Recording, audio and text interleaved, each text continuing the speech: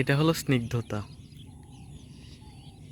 এই সকাল আমি বহুদিন পাই না। ওই যে ওইখানে দূরে দেখা যাচ্ছে না, আমি ওই যে ওইখানে, এগুলো সব শাপলা।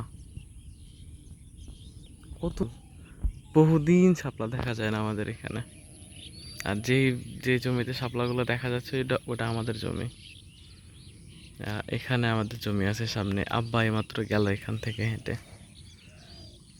আর যেগুলো সব ধানের জমি, যখন ধান বড় হয় ধান ঘুঘু, এই খাম্বার তারে যেগুলো দেখা যাচ্ছে এগুলো সবগুলো, যেগুলো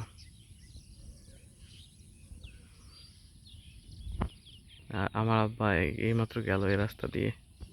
আব্বার সাথে দেখা হয়েছিল, জমিতে বক পড়তেছে, তো ধান তো এখনো বড় হয় নাই। ওই, আচ্ছা আমার খুব ভালো লাগতেছে।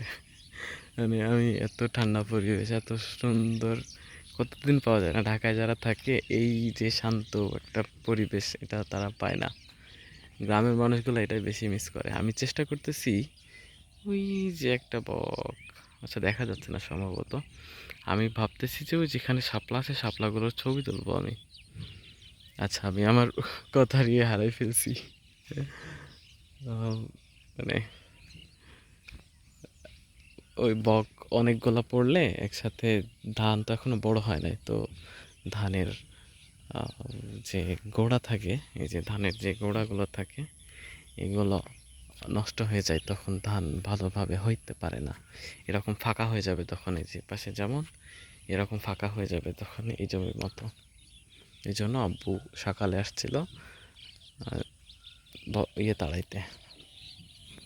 আচ্ছা আমি ছবি তুলবো এগুলার একটা, এইভাবে ক্লোজে নিয়ে।